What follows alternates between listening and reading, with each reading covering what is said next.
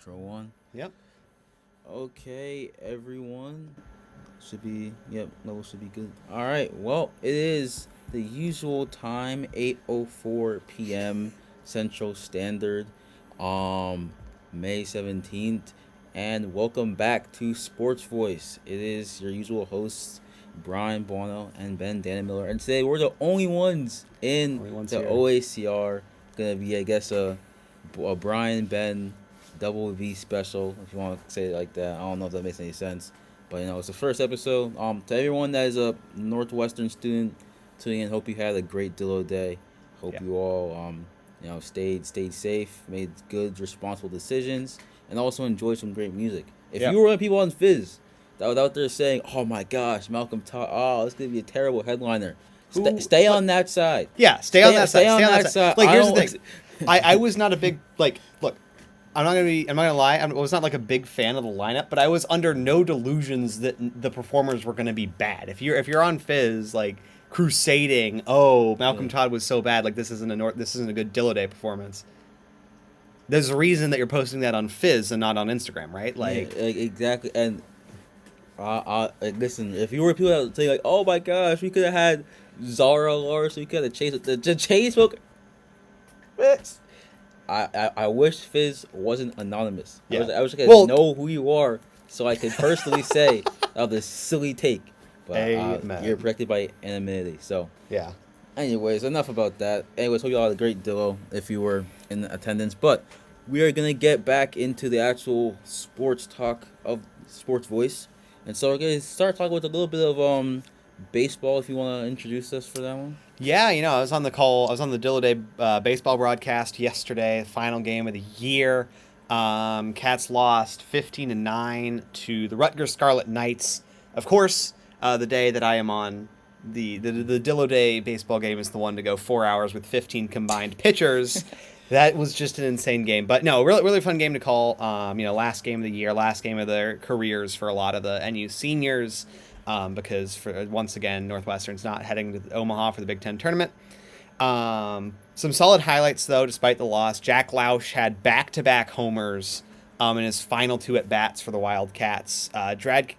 Grad transfer pitcher Charlie Cutts, who the Cats picked up from Middlebury in Division III, made his only appearance of his Northwestern career, pitched for an inning, got through the whole inning without giving up an earned run. He did let a run in from the previous pitcher, but that don't count against him. And then one strikeout, which despite the score line, everyone was going nuts for that one.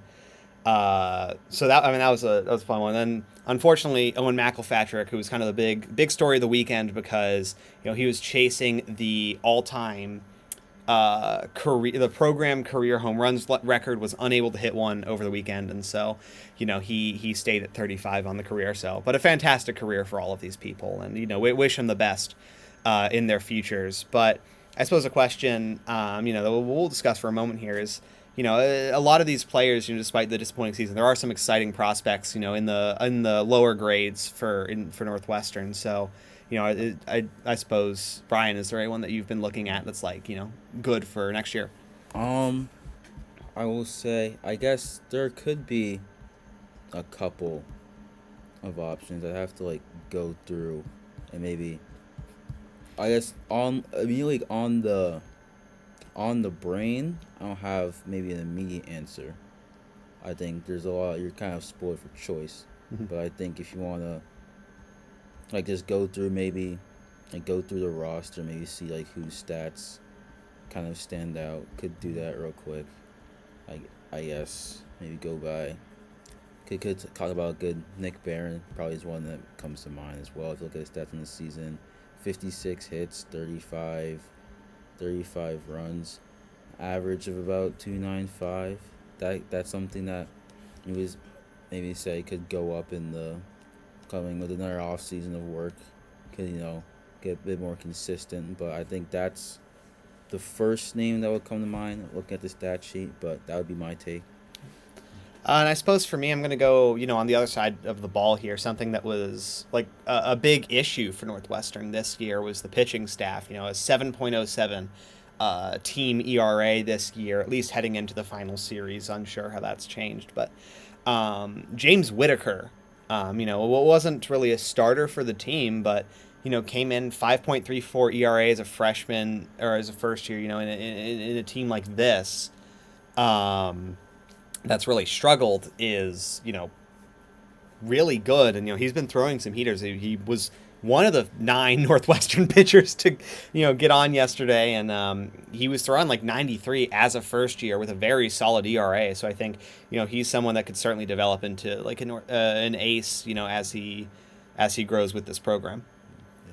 And I said like for Nick Barron, like his 2.95 average, like that's already tied for second highest on the team with Noah Ruiz and Ryan Kutrek this past season. So again, just kind of showing like really I think is gonna be the like main person you look at on this roster for next season. But I guess on the flip side, as Ben mentioned earlier, this was the last game for many players in the program. So I guess kind of wanted to go through and give a couple like shout outs to some of the seniors that did this play their last game. And the name I wanted to bring up was Ben again mentioned earlier, but Jack Lausch, 2 home runs in his final 2 at bats is impressive. But in this whole little running of the Cats try to make that late Big Ten tournament push, he really has been on his best form in the past couple of games. In his last 4 has 5 runs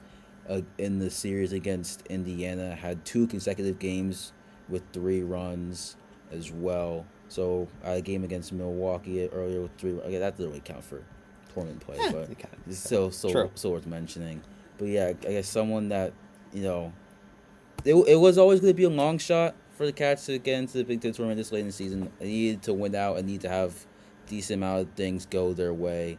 Outside their control, but he was really someone, and I mean Laos, he was really someone that like really was trying his best to put the odds were in NU's favor, but he was doing the best with what was there and really trying to put NU in the best possible position to be in the tournament by end of the regular season. So I'd say that's my senior shout out. And I guess for one more quick one, I guess it's not the senior and grad student saying the same thing.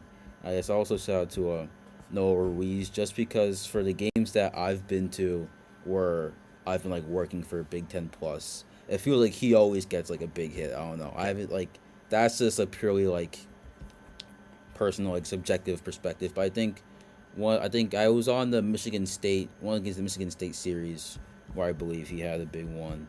And I think recently against Illinois State was another one where I think he might have had a big hit if I'm remembering correctly. But that's another one of my personal shout-outs. Yeah, it's always kind of sad as it's a new year turning over for Northwestern, and after, of course, just a struggle of a season, honestly.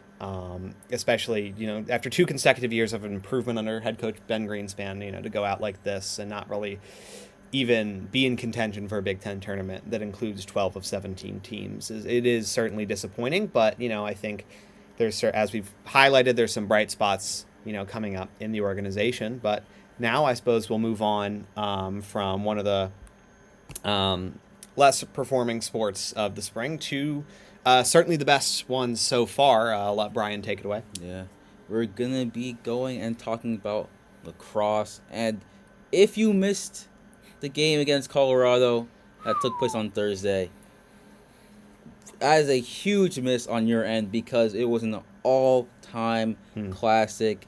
Not one, but took 2 overtimes to separate the Wildcats and the Buffaloes, but it was ultimately Noel Cumberland's free position shot in double OT that sent the Cats to the Final Four, in which they have John Hopkins will be making the trip up to, if you look at the NCAA website, it says Chicago, it's but not.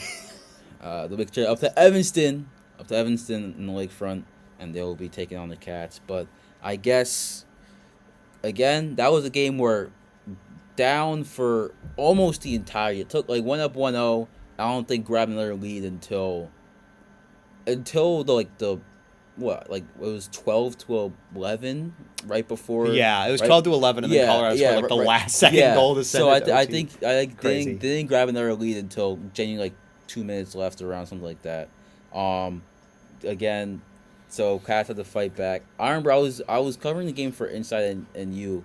I think going into, let me pull up exactly what the halftime score was before I mean, Cats were kind of on. I think they had scored the before. last one before the break.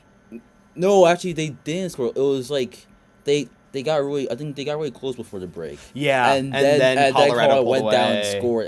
It was a crazy like Yeah. momentum shift. Okay, before going to the break, it was 8-6. Yeah, they had a chance to tie it up and Yeah, make it. Colorado scored with five And seconds to go. so I remember like saying like it really felt like Northwestern like it felt like the scoreboard was almost being kind to them at points. It really felt like for the first half, Colorado really just was the driving force in that game. It really was getting anything they wanted, and again, like going into the half down 8-6 was kind of like I remember I was saying like, if you're Northwestern, like I'm fine with that because it really feels like we could be down by like 3-4 with how the game just feels like it's been played, but obviously that wasn't the case, and so I'd say one of the things that the refs were I want to say like They weren't. I don't think that they were like really favoring anyone, but I don't think it was like a biased thing. I was just think they were very trigger happy with the cars and really calling penalties for like any contact that yeah, was like there at all, which which did make it because a big thing for Western in that first half was I think Colorado went on a run where they scored like 3 goals off of one like yeah, power play that took 2 minutes, and so like the penalties was a really big story for Northwestern in the first half. Because again, it's just like always like I think you talk about all season where it's like this team is really one like really it's like they beat themselves yeah, or they're really the only team capable of beating them is like themselves. And so like all the penalties that happened, all the cards that were coming out in the first half, and that led to Colorado getting that really big momentum shift that they really took to the rest of the half. It was really good. I think we have in here like pivotal moments of the game and also star performers. I guess if you want to go first for either of those questions, I'll let you go. yeah. I mean, well, just starting with like general reactions. You do mention, the referees being a little stingy, and I certainly agree. With I certainly do agree with that sentiment. But I do think it was a bit of a more a little less controlled game from the Cats, but there are certainly some good points there. But best performer for me, it's not someone that you're going to look at the box score and be like, oh yeah, it should be this person. But I'm going to go with Madison Smith because she won both overtime draws, which was really big, especially in a second overtime where Madison Taylor was, sitting in the sin bin for a yellow card. Um, and then, Madison Smith able to get that second overtime draw control, and then the Cats just never give Colorado the ball again. Shot after shot, missed, but recovered. They wait. The biggest aura moment of the year of just Yeah. standing there waiting for Madison Taylor to get in, like letting the shot clock drain to 30 seconds, just chilling. We don't care. We'll take short the time. entire crowd was saying like, yeah, 2-5, yeah, Yeah, and then 2-5. everyone was getting in, and Yeah. then it gets to Noelle Cumberland. She has the free position. Boom goes the dynamite. Cats to the Final Four. Yeah, yeah, I agree. I think that has to be. I think, yeah, that moment. I got to ask her about it in the press conference, like what was going through her mind, like when she was sitting there in the like waiting to go back in, Yeah.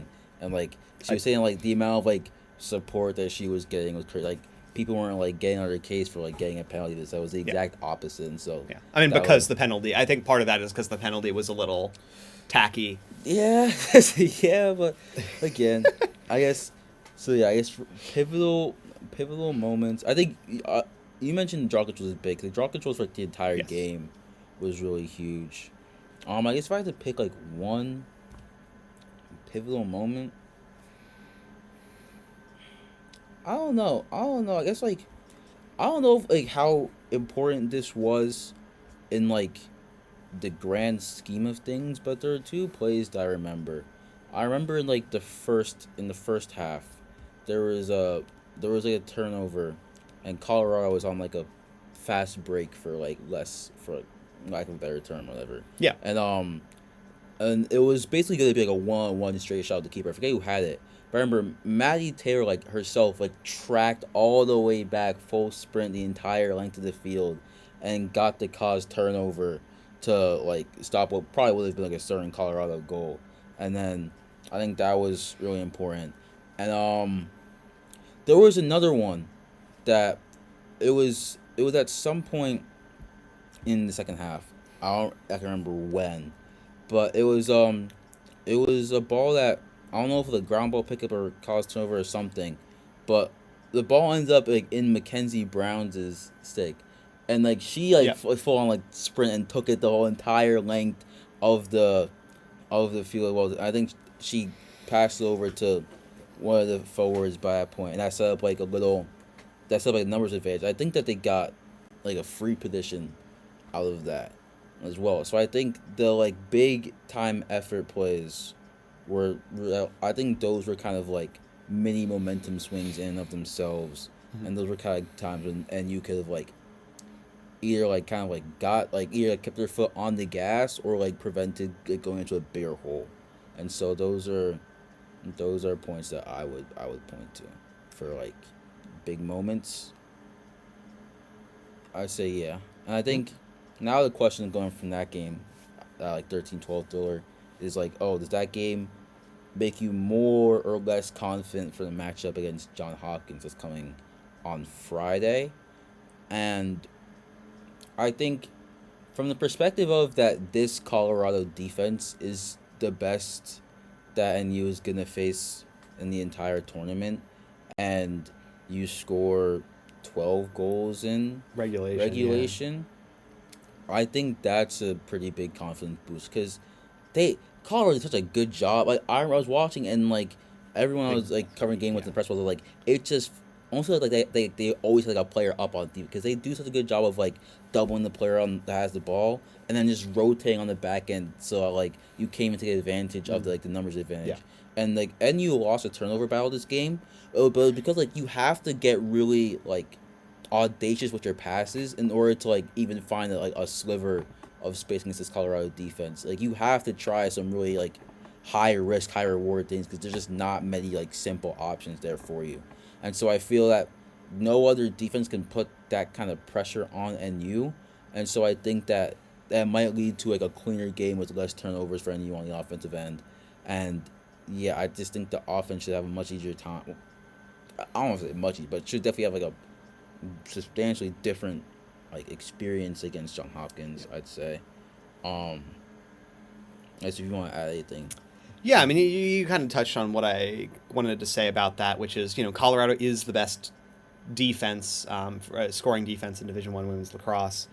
I will say, I feel like the game maybe made me feel less good about this Northwestern team, just because this is the Colorado offense, and you can say all you want about Northwestern being down a woman for a significant amount of the game, which they were.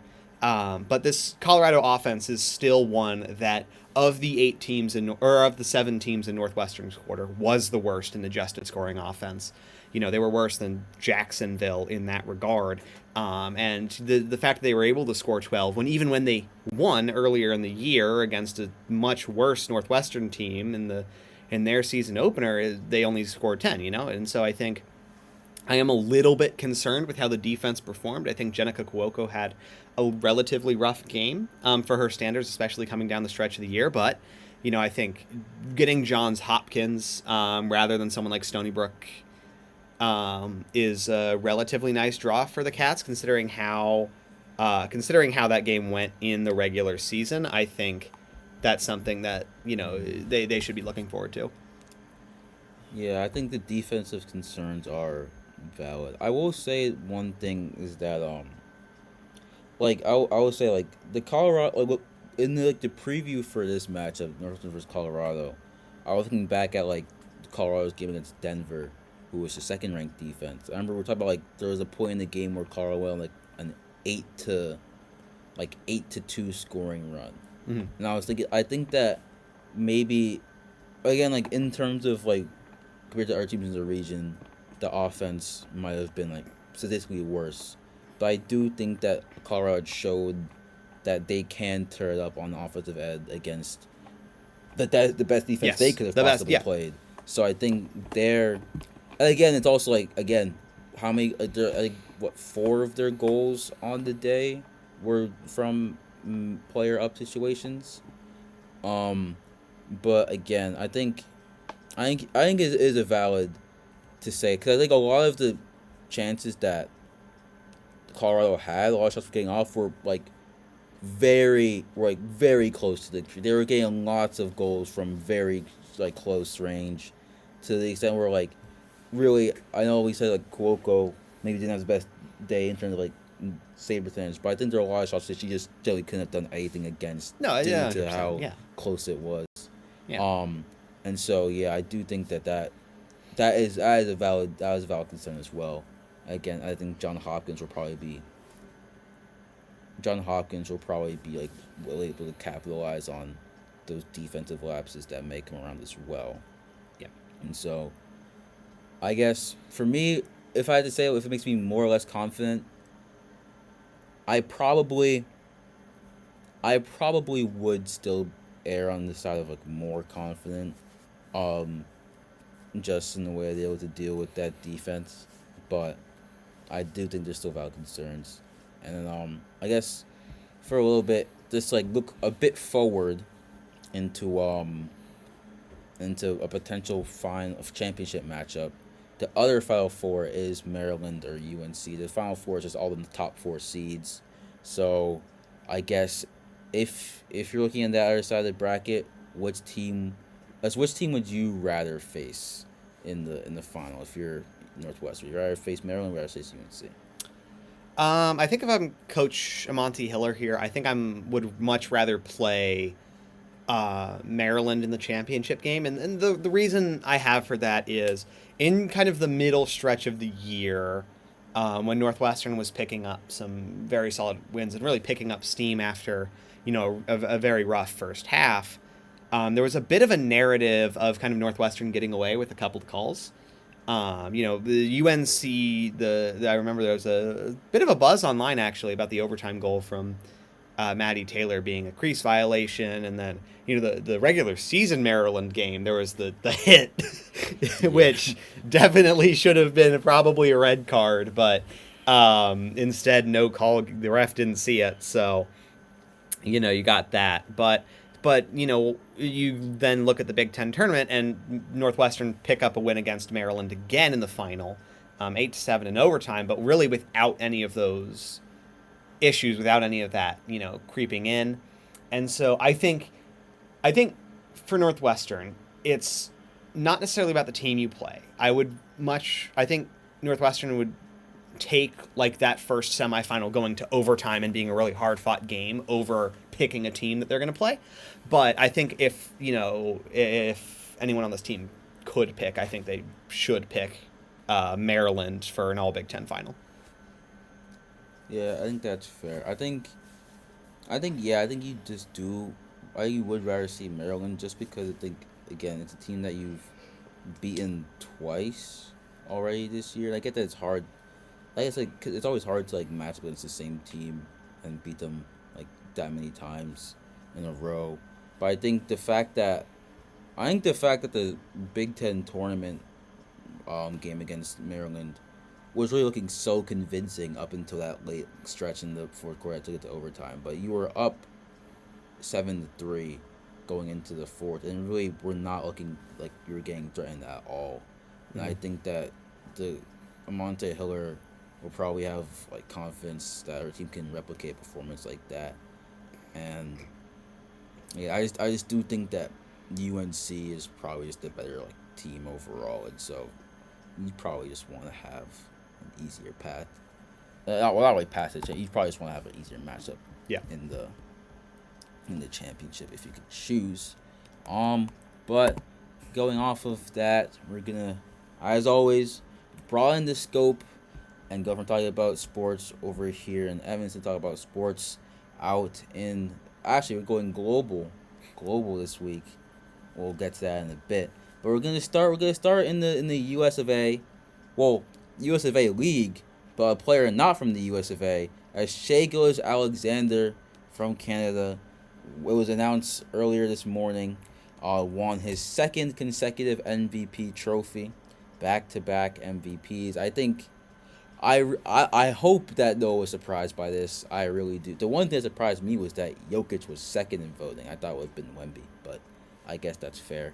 But yeah, Shai, second MVP in a row, and I guess on his way, he has the potential to become, I believe, I don't know if he'd be the third or fourth player, but he has been able to join a very short group of players that have won back-to-back MVPs, back-to-back championships, and back-to-back Finals MVPs. If the Thunder can go the distance in this playoff run, but I guess the question is, if he does that, or it's like in general, how high is Shai climbing up in all-time rankings? And again, do you think the MVP was deserved? I mean, yeah, I do think the MVP was deserved. I mean, if you look at some of the stats throughout the NBA this season, you can call SGA a free throw merchant, and there is some merit to that. He does attempt the second most per game, even in the postseason. Paolo Banchero, oddly, is higher. But like if you go, over to the regular season, there's two players above him, Luka Doncic. But I'm not hearing people call Doncic a free throw merchant. But he's SGA is better, right? So it's definitely deserved. I think he's one of the best players and on an incredibly dominant team, which means getting higher stats is going to be harder to do, because if you are on a better team, the people around you are going to be better. They're going to be taking from your stats. So I think certainly it's the right pick. From whatever committee decides, whatever committee decides MVP, pardon. And I don't know that he's climbing up the all-time rankings that fast, because I think people overvalue championships a lot. And so if he just has the one, then we'll see. If he does win the second one, then there's a conversation of where he sits all time. But I think he has to get that second ring first. Yeah.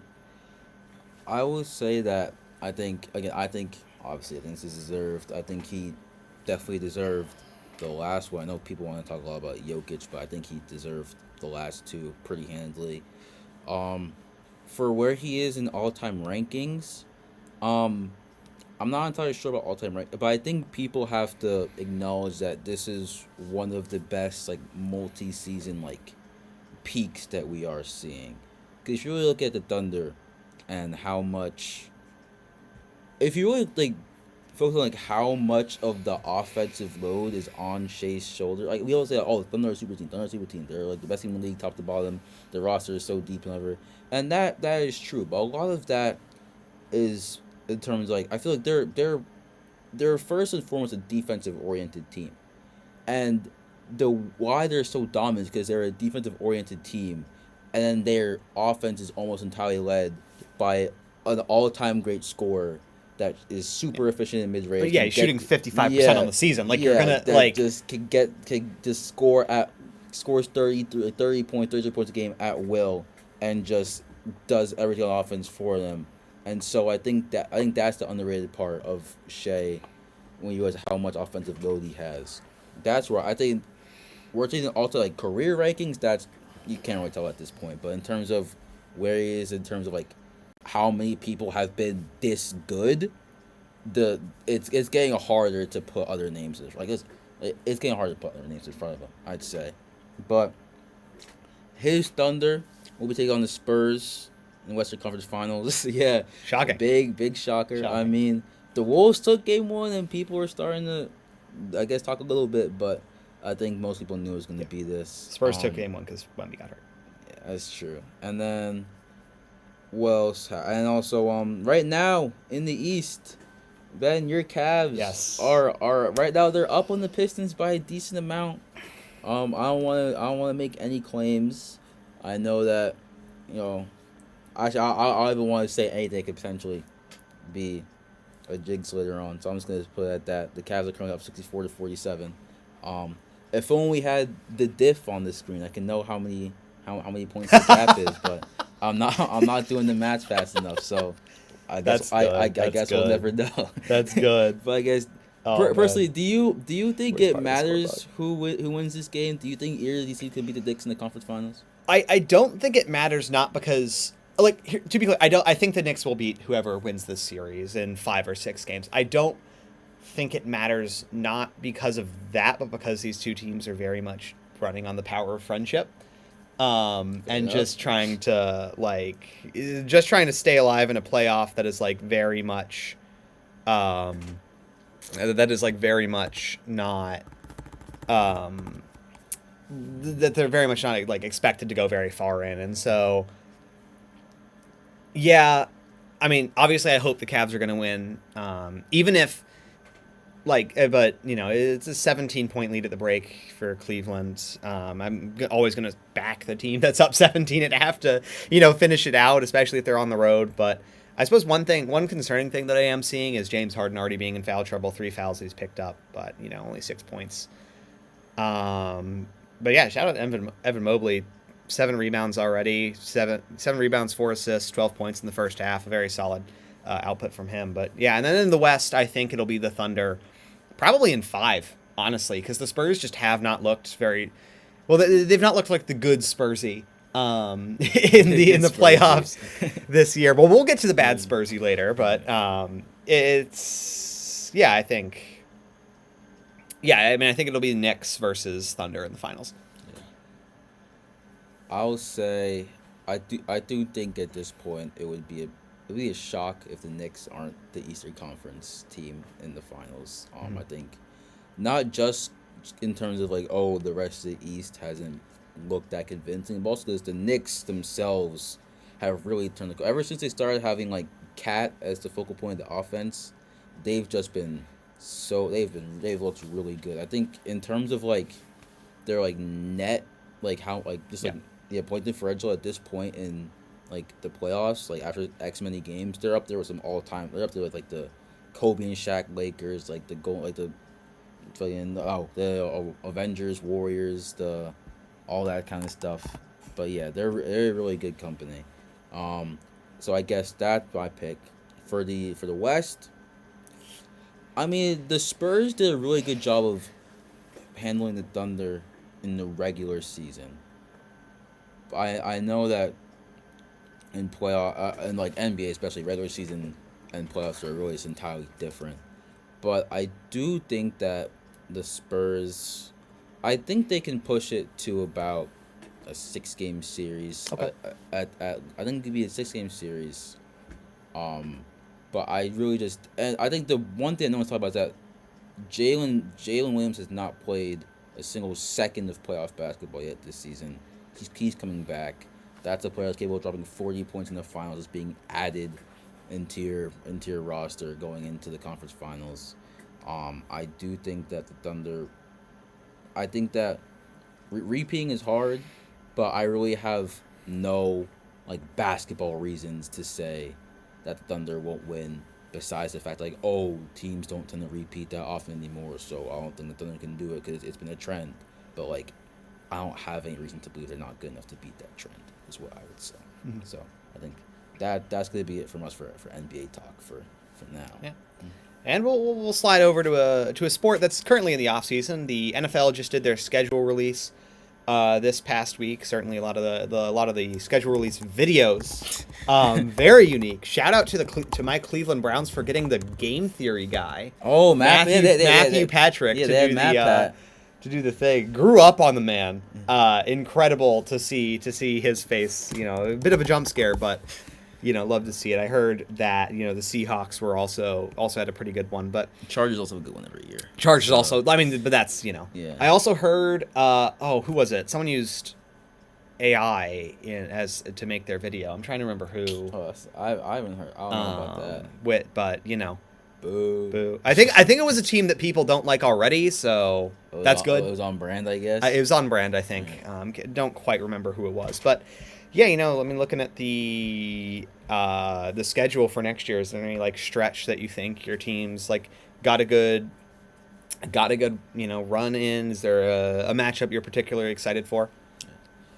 Okay, I guess I'll talk about the like run-in question first. I as a Bills fan, Oof. this schedule is very rough.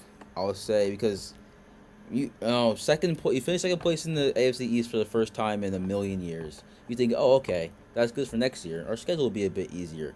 Oh no, not the case at all because we have to play the NFC North. Because we play the second, we get to play the Ravens instead of the Steelers. We get to play the Houston Texans. We play them in Houston. The Bills never do good in Houston. That's our first game of the season. We're starting off 0-1. I'm telling you right, the Bills will start off 0-1 next season. We're playing in Houston game 1. That's not going to go well. But the main stretch that I'm concerned for is actually the stretch that starts on Thanksgiving. On Thanksgiving, we play the Kansas City Chiefs. Then we have to go into New England to play the Patriots. Then we have to go to Lambeau to play the Packers. Then we go back home and play the Chicago Bears. Then we go to Denver to play the Broncos. That is a 5-game stretch against all teams that were in the playoffs. Not besides the Chiefs. Four teams that are in the playoffs last year. One of which being the Super Bowl runners-up. The other being a team that we lost to in the playoffs. The team that wasn't in the playoffs out of those teams is the Kansas City Chiefs. We know about them. And so that's a 5-game stretch in the business end of the season where mostly teams will probably be firing on all cylinders by that point. That I think is going to be very tough for us. So that's a bit concerning. But matchups I'm excited for, I will say that Roger Goodell putting Chiefs Bills as the night game on Thanksgiving. I think he's trying to break like the most like watched like U.S. newscasts like since the moon landing or something, because that's gonna be everyone's. I thought that having Bengals Ravens in that slot this year was crazy, but having Bills Chiefs that's gonna be something. Cinema. But yeah, if you have any like for Yeah, I mean, if for Cleveland, I want to be very careful with how I say this, and I do want to explain myself immediately after because this is going to sound insane. There's a world where the Cleveland Browns start 4-1. In that, there is a world where they win each 4 of like their first 5 games individually. They will not start 4-1. There's no way they will. It's the Cleveland Browns. I see what it's you're just saying. that 4 of their first 5 games are very winnable. You know, you're playing. It's the Cleveland Browns have the easiest schedule in the league. They play the NFC South, who has been the weakest division in the country for a very long time now, taking over from the NFC East back when those guys were all trash. And then they also play the AFC South, and then they also get to play the AFC North twice, who also wasn't particularly good. So I think, you know, in Jacksonville to get things off, and then I think the Browns will probably lose on the road against Baker Mayfield and the Buccaneers. Please come back, Baker. We miss you. But then the Panthers at home, the Steelers at home, the Jets away. Like, none of those teams strike fear in any team. But it's the Cleveland Browns. They're gonna find a way to lose all of those games. I think the Browns are gonna start 1-4. But they definitely could start 4-1. As for, you know, the game that I'm particularly excited for, it is the first game against the Steelers, Week 4, primetime game, Thursday Night Football. There's something about Browns Steelers primetime football that always goes insane. You know, you got the Myles Garrett helmet game. He was kicked first. And then, you know, you got the snow game with Jameis Winston. Yeah. Just like to thank God that I get a chance to play football in the snow. It's just beautiful. Jameis, we missed you. Come back. Man, but, you know, can't wait to see Deshaun Watson starting. No. Mm-hmm. Yeah, but you're mentioning, you know, the Christmas slate. You know, Green Bay, Chicago, or Thanksgiving. No. This is the Christmas slate. Okay, Christmas you got Green Bay, Chicago, Buffalo, Denver, LA Rams, I assume, and then Seattle on Christmas Day. You asked the question of, will that be better than NBA Christmas? I'm gonna say no, because NBA Christmas is on ESPN and it's just like on ESPN the whole time. This is gonna be on like 3 different Netflix things. It's gonna be on Netflix, and then there'll be a game on like Apple TV, and then there's gonna be a game on like some obscure Uzbekistani streaming site or something, right? Like the NFL like hates its fans at home. LA versus Seattle, come with you on Stream East. Stream East. Don't SportsVoice does not condone pirating of any Oh kind. yeah, no, I've never Let's used. not. Never. I've never used. We're familiar, but we have Steam. never used. We've never partaken in that. But yeah, no. I mean, it's not going to be better than NBA Christmas, just because I think NBA Christmas, one, is a bigger tradition, and two, it's, you know, the NFL. Yeah. I guess for me personally, I've always been an NBA on Christmas truther. I prefer NBA on Christmas to NFL on Thanksgiving, which I know that's a crazy take.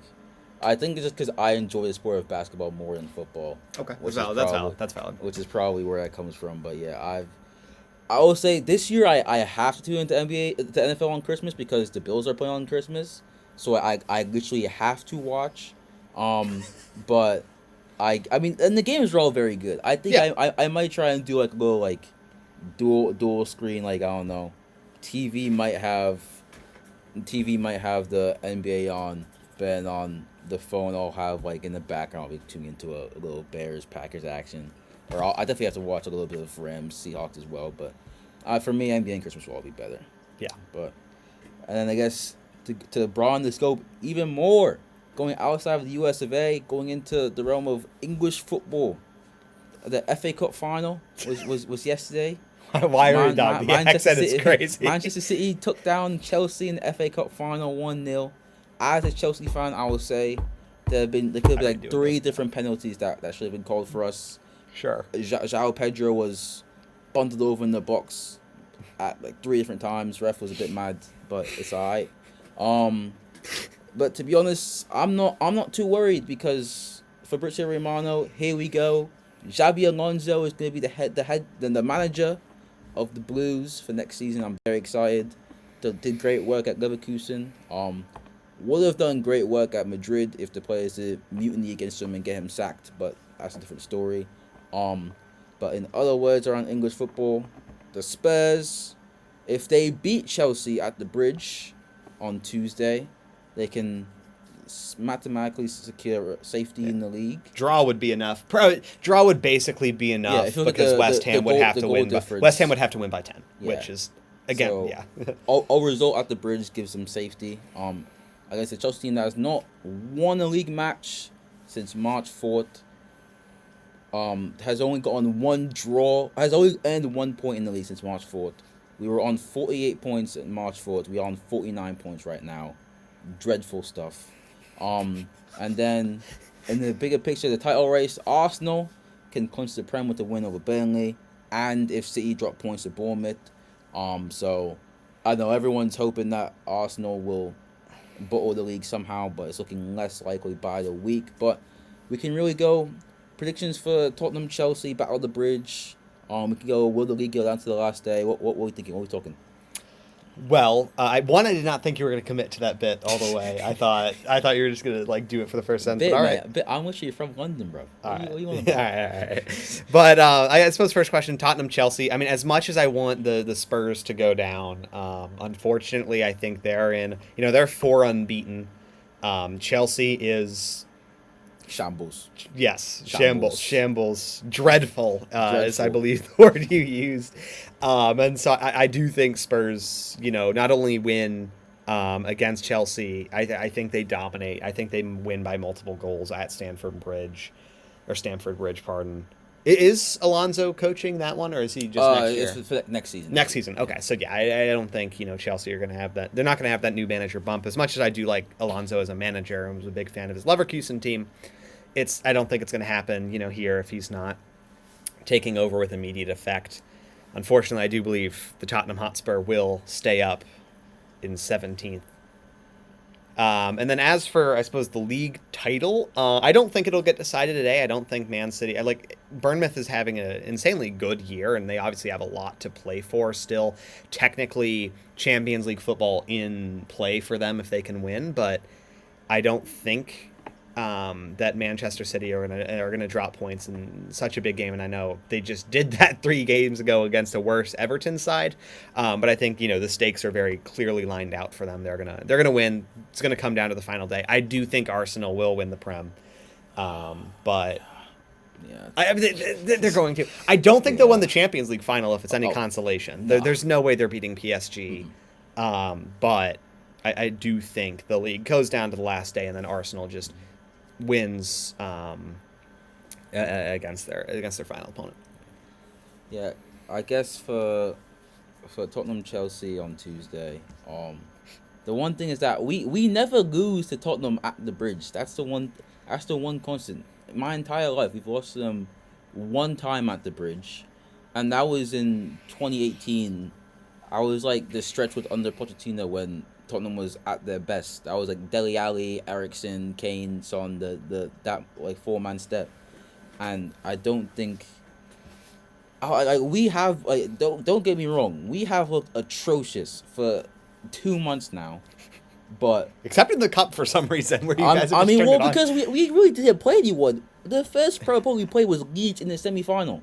We scammed our way to that final, and we got scammed in the final by the refs. But Okay.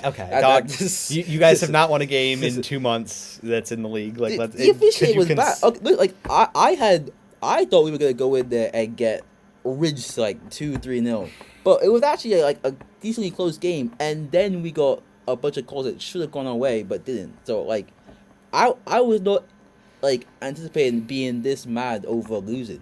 Like we actually could have won that, but it's all right. I don't think that we're good. I think we're gonna draw against Spurs. That's what I think. I think we're gonna Okay. draw against Spurs. I think that will pretty much just guarantee that they stay up. Yeah, because And that then- goal difference is not getting overturned. Yeah, and then I think in terms of the league, I think that it will go. I do think it will go into the final day. I think that you usually back a Pep side to like get their part of the job done in title races like this. Like again, that draw versus Everton is like that's really gonna be Big what costs outlier. them. Yeah. But I think still. that, and I honestly think that, like I think Arsenal beating Burnley will win them the league. I don't think Palace is gonna put like any sort of resistance. They've also not been on the best of form as of late. They're probably are they in like a don't they have like conference league to worry about? Crystal Palace. Who? I think so, right? They have I think they have the Conference League final. yeah. I That sounds right. no wait no. Let's see. Yeah, Yeah, they got Rayo Vallecano. Yeah. They have to worry about that's not Rayo even, that Vallecano. game isn't even the biggest game of the. They're not worried about They're not the, worried league- about the Arsenal. Prem. They're not worried about that. So I think final day Palace is probably just gonna be like a shoe in for Arsenal. Burnley, I mean they've already been relegated like for a while now, so you can say they don't have anything to play for either. But I mean. There's always a bit of pride that comes with Yeah. like being relegated. Like for example, Hellas Verona just drew Inter in like the 98th minute at the San Siro today while they're doing like their championship celebrations, even though they're like 10 points adrift. They're already confirmed to go down, right? There's a level of pride trying to like prove, we may have been one of the worst teams in the league this year, but we are still, very much in this case, Serie A worthy, and Burnley trying to prove that they are Prem worthy, and try and convince people to stay, I suppose. Yeah, and it's gonna be a thing of like they're gonna play a low block. Arsenal have to, play to that low block as well. So it's gonna be tough, but realistically, I do think they win the last two, and then that's gonna be the league head to North London for the first time since what 04? Yeah, first time since the Invincibles. So That sounds right. Yeah. hooray! I guess. Whoop de doo. Yeah. 04. I mean, if I listen, I've been in my head, Arsenal. I've been like content with Arsenal winning the league for months now. The fact that it's even gonna be this close, they were running away with it months ago. Mm-hmm. They let it. Well, the back-to-back losses, right? Yeah. They let it get to this point. I'm fine with Arsenal winning the league. It's gonna happen. If I see Arsenal hoisting that Champions League trophy up, Yeah. that's gonna be. I'll be in shambles then. I'll be in shambles. I feel like this is one of the things I don't understand about English football, because like in America, like Manchester City would be the most hated team. Like people would like cheer on Arsenal for winning the title. I do not understand why are they so hated. Like the fact that people are rooting for PSG Yeah, that's just, over Arsenal. I feel like I'll go with the popular opinion. I'll root against Arsenal. Like I don't want to get stabbed. But like, yeah, like sure, all right, but yeah, I mean it's I do think the league is a lost cause for Arsenal, or for Manchester City, I should say, despite their good form. Yeah, they just weren't very good in the first, or as good in the first half of the season. That's what's going to cost them. I guess I'm gonna drop the accent now. To answer the question of like the what do you call it, like why Arsenal is so hate. I think it's because at least this is gonna be different for person to person. For me, Chelsea and Arsenal are obviously rival clubs, so like I'm never gonna like Arsenal, and it's like Yeah, no, I get that. But like, why are people rooting for Why are neutrals rooting for Man City over Arsenal? I will just say this in like social spaces, Arsenal fans are extremely annoying. I see. And I think also the fact that we like just came off of Man City ripping off 4 titles in a row. Realistically, like what's another Man City title gonna do at this point? It's like they've been winning so much. It's like, do I have the energy to like get mad at another City title? Yeah. No, not really. I would say if it was like any other team in this title race besides like Arsenal or Tottenham, I'd be rooting against. If it was like United versus City, I'd be rooting for United. If it was Liverpool against City, like it was for so many years, I was always rooting for Liverpool in those title races. You know, like if it was any other team but City, I'd be rooting for them. But because it's Arsenal, and it's just so many factors of I don't like Arsenal. Arsenal fans are insufferable. I see. Okay. No one, like, people don't actually care that much about. That's not true. People hate City as well, but like that's really where it comes from. It's like a lesser of two evils kind of thing. I see. Okay. Which is where kind of like the Dallas Cowboys then. Like you never want to see them win because their fans are awful. Like yeah, like Notre Dame, I feel like is a better comparison. Yeah, exactly like that. It's like, yeah, it's like I just don't want to have to go on Twitter the day after an Arsenal an Arsenal title and be like, oh my gosh, that'll be rough. Yeah. But, yeah, that's, I guess. Well, we definitely have enough time for draft day, so yeah, as is tradition.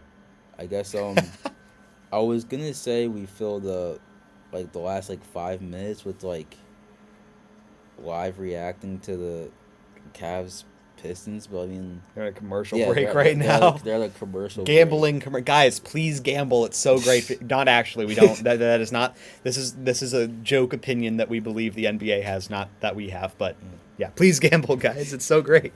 Don't you love all the gambling ads? Yeah, I guess. Oh my god. I mean, I know what the score was before it went to commercial. Let me see. It's like 16. 19. Okay. Yeah, 19. I figured out without the diff. Yeah, the diff. That's that might be the single worst score bug component I have ever seen, because like, okay, second worst after like pretty much everything on the ESPN UFL score bug, because they have like the live updating like over under and spread. Yeah. Because guys, please gamble. Yeah, that is bad. Yeah. To be fair, I actually don't hate it that much. I don't think it's that bad, because I saw someone talk about this. Like, if you're walking into a game that's like this game is like 6 minutes left in the third quarter. Like, if you're walking into a game and you have no idea what's happening and you like see on TV with no context, like, or which one are you gonna ask for first? Like the score, or like which team is up? Like, how much is one team up by? Well, yeah, but like I've heard arguments saying like, oh, the Cavs are up by like 18. Is like more valuable info than saying the Cavs are winning like 7. I guess no, 100%. But like you don't need that on. You don't need the thing that does the math for you on the broadcast, because you can just do the math yourself. I guess that's fair. Like, I'll just quite literally second grade arithmetic. I'll just try to like give some sort of no. Again, I understand, but like that is one of the more baffling things, because it's not. I don't think. You know, it's the ESPN score bug, right? That has that. No, I think it's literally just like the local Cavs one. Oh yeah, no, it is. Yeah, the local Cavs one. I don't get it because it takes up more space. Like it doesn't have a natural spot in the score bug. And then top is kind of. And then like, it's not. I don't. It's not getting the. It's not like an advertisement. It's not like the diff sponsored by Dude Wipes.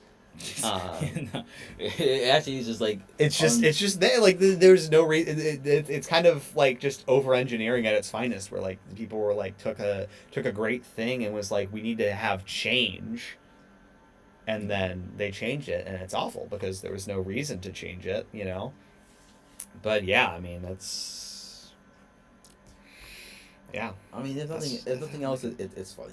No, it is incredibly funny. If Because nothing, like, why are you? if nothing else, it's hilarious. It is incredibly funny, but that's not one of the things that makes sense to me. But yeah.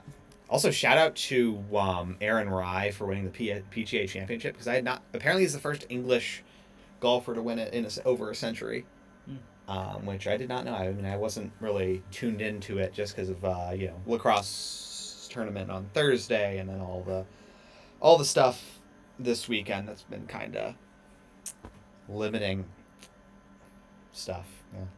Yeah. Well, fairness to him, I guess. Yeah. No. It's good on him.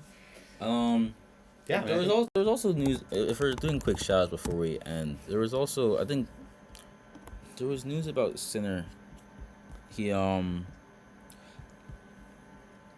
Yeah, I don't know exactly what the record was. I mean, he's the first Italian to win the Italian Open in 50 years. Okay. But he did break a Djokovic record. I have to check what the record is. Shout out Joker. Yeah. Okay. He's still going, right? Like, yeah, no, that's still, insane to okay. me. That's insane. Okay. So he's the second player to win all 9 Masters 1000 tournaments. And he's the youngest to do it. Djokovic was the only other person, and he did it at 31. Sinner just did it at 24. So, there's history right there. Yeah. And I guess in terms of history, it looks like this episode of Sports Voice has been one for the history books, but it does have to become a part of history now. Yeah. Because we are gonna wrap up. It's 9 on the dot. Might actually be the first time we've ever ended at 9 on the dot. Well, it's 9-1 now, so. No longer 9 on the dot. We've never had that 9 on the dot before. Yeah. We'll get him next time. We'll get him next time. But actually, yeah, I didn't have to go to stream because I didn't know what the draft day. Yeah. So yeah. Anyways, as always, same time, same place. It has been Brian Buono, Ben Dannemiller. Thank you to our coach for joining us today. Right. And yeah, we will see you all next time. All right, you can just hit